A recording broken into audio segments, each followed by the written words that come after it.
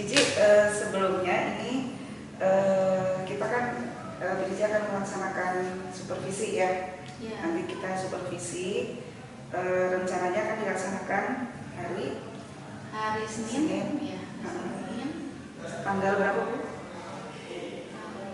Tanggal 12. Ya. Mata pelajarannya apa Bu? Dasar-dasar aktif teknologi. Terus kelasnya kelas berapa Bu? Kelas 10 aktif 3. 10 aktif 3. Baik. Sebelum melaksanakan observasi nanti di kelas, sebenarnya saya ingin tahu dulu tujuan pembelajaran dari materi yang akan disampaikan oleh Bu Cici nanti di kelas. Oh iya. Jadi mata pelajarannya tentang materinya tentang peralatan laboratorium mutu. Ya. Jadi tujuannya itu diharapkan siswa mampu memahami prinsip, kemudian prosedur penggunaan dan peralatan laboratorium. Jadi mulai dari memahami, kemudian prinsip-prinsipnya diketahui oleh siswa, dipandu siswa, kemudian sampai ke perawatannya ya. Iya. Itu tujuannya ya Bu ya. Iya, tujuannya. Untuk selanjutnya kira-kira dari materi ini area pengembangan yang dikehendaki oleh Bu Cici ini dicapai yang bagaimana Bu area pengembangannya? Untuk area pengembangannya itu kan setelah kemarin itu adanya penilaian awal ya, bisa mengetahui gitu perbedaan antara siswa-siswa itu ada yang suka belajarnya visual ya, ada yang audio. Jadi di pengembangannya menggunakan materi-materi berupa video, berupa modul untuk supaya perbedaan antara siswa itu bisa diatasi gitu ya, perbedaan cara belajarnya. Cara belajarnya. Jadi di sini ada diferensiasi ya, ada diferensiasi dalam penyampaian materinya. Kemudian dari area pengembangan tersebut, strategi yang dipersiapkan seperti apa Bu? Nah, terkait tadi ya strateginya mempersiapkan materi-materi berupa modul untuk anak-anak yang memang lebih suka membaca, ya, visual. Kemudian dibuat dan juga dibicarakan video pembelajaran mengenai peralatan. Kemudian juga dibuatkan asesmen secara lebih menarik melalui Kahoot, kuisis. Asesmen yang menarik ya, melalui Kahoot, media-media itu ya, kuisis gitu ya. Siap. Baik Bu, kemudian dari strategi yang dipersiapkan dan pengembangan yang sudah Ibu rencanakan ini, kira-kira aktivitas pengembangannya apa saja Bu? Aktivitas pengembangannya berupa tadi pembuatan materi-materi yang lebih menarik ya, interaktif seperti itu. Ada modul, video, juga kuis-kuis yang interaktif. Ada lagi Bu? Untuk saat ini belajarnya Seperti itu. Untuk mengetahui tadi ada kebutuhan siswa dalam belajar ya, gaya belajarnya, itu cara mengetahui gimana Bu? Nah, ini pas awal sebelum pembelajaran itu untuk ketika pertemuan pertama dilakukan diagnostik awal ya, dengan beberapa pertanyaan untuk mengetahui gaya belajar dari setiap siswa itu seperti apa, supaya saya sendiri bisa menyesuaikan atau materi yang akan disiapkan atau media yang akan disiapkan menyesuaikan dengan kebutuhan siswa. Dari aktivitas tersebut tujuan yang hendak dicapai apa?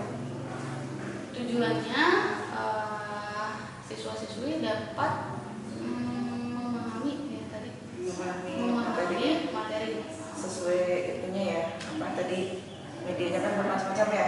Iya, dia dengan berbagai macam media itu diharapkan siswa dapat memahami prinsip penggunaan, kemudian peralatan. Berarti kalau begitu yang menjadi ukuran keberhasilan adalah siswa dapat memahami ya, tadi tujuannya ya Bu ya. Jadi tujuan pembelajarannya bisa tercapai gitu.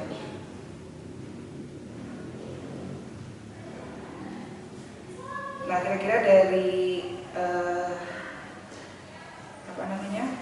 pengembangan diri yang sudah direncanakan ini, kira-kira kira-kira faktor pendukung apa saja yang bisa mendukung terlaksananya rencana Ibu Cici ini? Kalau untuk faktor pendukung, pertama dari segi sarana prasarananya, ketika kita menampilkan video atau PowerPoint itu kan butuh prasarana proyektor dan sebagainya. Kemudian juga pendukung dengan tim teaching ya, untuk diskusi mengenai materi yang akan disampaikan, capaian-capaian pembelajarannya.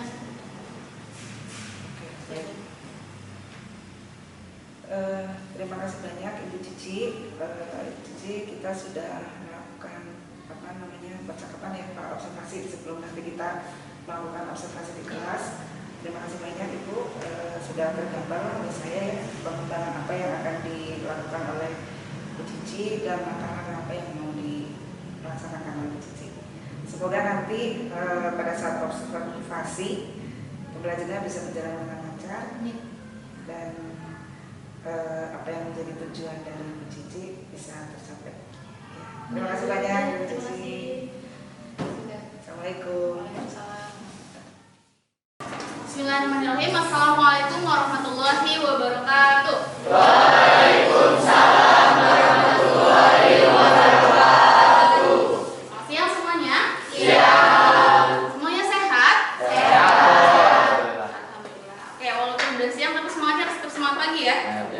Kalau Ibu bilang semangat pagi, jawabnya apa? Pagi, pagi, pagi. Yes, luar biasa. Allahu Akbar. Gitu ya? Ya, Bu. Oke, kita coba ya. Semangat pagi. Pagi, pagi, pagi. Luar biasa. Allahu Akbar. Oke, teman-teman semuanya. Semangat ya. Alhamdulillah, hari kita bertemu lagi ya. Ibu cek dulu untuk kehadirannya. Ade, ada? Aksal, Hadir, Bu.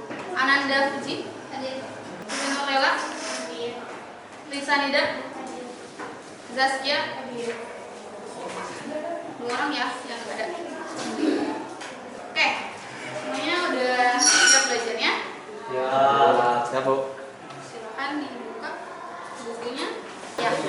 Ya, minggu kali kita bahas media dan lautan. Nah, hari ini kita sudah masuk materi baru yaitu tentang perawatan laboratorium. Perawatan laboratorium untuk ya, terkhusus untuk, tapi sebetulnya bisa juga dipakai di laboratorium yang lain. Tapi dominannya ada di laboratorium untuk gitu. Nah, daripada materi ini tujuannya itu diharapkan kalian mampu untuk memahami mengenai prinsip penggunaan, cara penggunaan dan cara perawatan peralatan laboratorium mutu. Ya, menurut kalian kenapa kita harus mempelajari tentang peralatan laboratorium? Tidak tahu fungsinya. Kalau nggak tahu fungsinya, kira-kira apa yang terjadi? Ya, bisa jadi alatnya mungkin nanti rusak ya karena kita nggak tahu cara penggunaannya, atau juga bisa membahayakan pada diri kita sendiri ya, bisa menyebabkan kecelakaan kerja gitu. Ketika kita nggak tahu cara penggunaannya seperti apa, maka harus tahu cara penggunaannya, kemudian cara perawatannya seperti apa. Kalau nanti alatnya rusak juga kan itu menyebabkan kerugian ya. Jadi sering ganti alat, beli lagi itu bisa menyebabkan kerugian. Oke, nah tadi pagi tuh Ibu udah upload materi ya di LMS. Apa? Ada yang tahu nggak? Belum tahu. Berarti tadi materinya sama sekali belum dibuka ya? Oke. Nah ini namanya timbangan atau neraca analitik ya, neraca analitik. Jadi kalau peralatan laboratorium itu ada yang namanya peralatan gelas, ya, ada peralatan non gelas. Itu nih dari neraca analitik. Ya. Kalau neraca analitik itu dia bedanya ada dari ketelitiannya. Ini bisa sampai 0,001 gram ketelitiannya. Jadi fungsinya itu untuk menimbang suatu sampel ya, bahan ataupun alat dengan ketelitian tinggi mencapai 0,001 gram. Ada yang mau ditanyakan dulu? Coba sekarang dibuka LMS-nya. Kan tadi pada belum buka ya?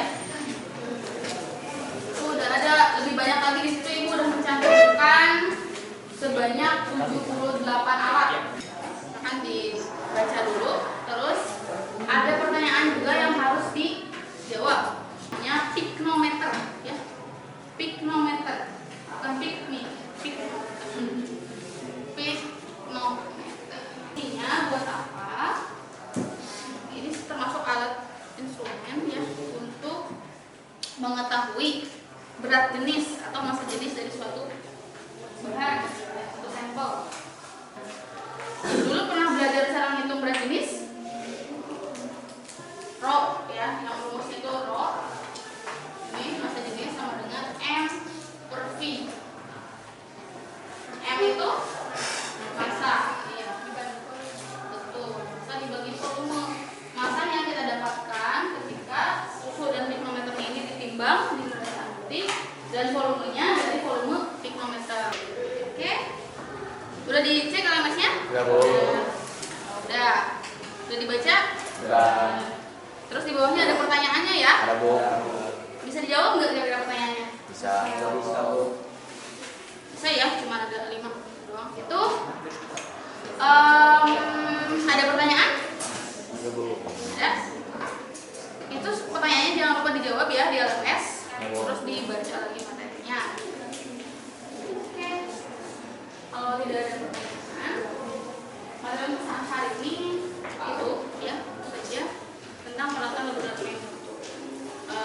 Di minggu depan antara kita akan ulangan harian atau kita masuk ke materi media kultur mikroorganisme ya. Nah, nanti sebelum masuk cobalah dibaca-baca dulu, kan udah tahu mau belajar apa ya, media kultur mikroorganisme. Baca dulu. Oke.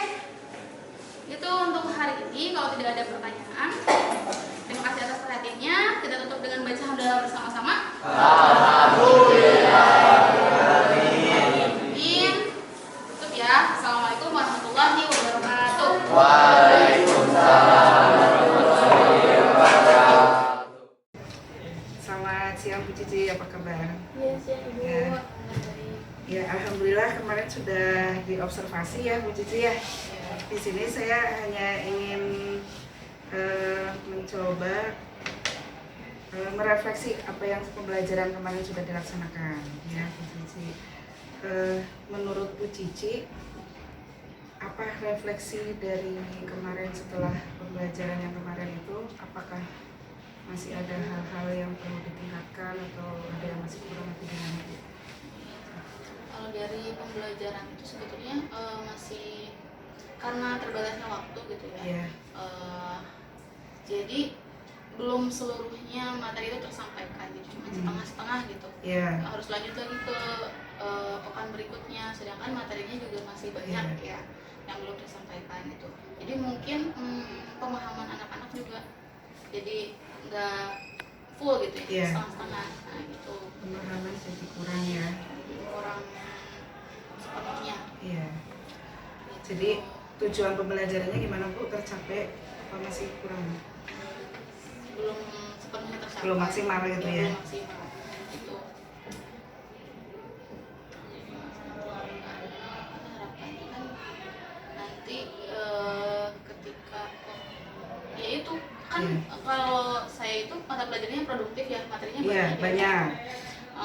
Kalau waktunya hanya 40 menit itu nggak cukup. Nggak cukup, iya. Mungkin baru mengkondisikan kelas gitu ya. Waktu udah habis. Ya, anak-anaknya jam pertama itu belum sholat lah, Iya. baru istirahat. Iya. Terus untuk topik percakapan atau dan catatannya Bu, yang kemarin di pembelajaran itu apa saja yang disampaikan Bu? Dalam pembelajarannya Iya. materinya. Iya. Kalau materinya kan berkaitan dengan prinsip penggunaan alat laboratorium, prinsip penggunaan ya, alat. terus prosedur penggunaannya dan cara perawatan peralatan laboratorium untuk prinsip penggunaan alat, cara penggunaan ya, cara penggunaan dan perawatannya ya. Wah, ini harusnya waktunya panjang ya. Iya, alatnya banyak. Alatnya banyak. Banyak Iya. jenisnya. Ini alat-alatnya, contoh alat-alatnya apa aja Bu? Ya, di peralatan gelas kan gelas ukur, Iya. gelas, terus desikator. Iya. Ini untuk semua materi berarti kan, peralatan yang dipakai Iya. untuk semua materi ya Bu ya. Dan waktunya sangat singkat gitu ya. Iya. Jadi Ibu masih kurang gitu ya, dan nggak maksimal jadinya ya. Nah, gimana untuk rencana tindak lanjutnya itu seperti apa untuk mengantisipasi hal ini? Mungkin ada terobosan-terobosan apa yang akan dilakukan oleh Bu Cici? Ya. Nah kalau misalkan udah melewati masa ini gitu ya, kemarin kan di semester 1 masih banyak waktunya di kelas 10 itu. Jadi kemungkinan di semester berikutnya, di tahun pelajaran berikutnya, materi-materi yang materinya banyak gitu ya, didahulukan di semester 1. Mungkin di semester 2 ada yang praktek-prakteknya yang nggak perlu banyak materi gitu. Terus ada strategi lain mungkin, misalkan apa gitu?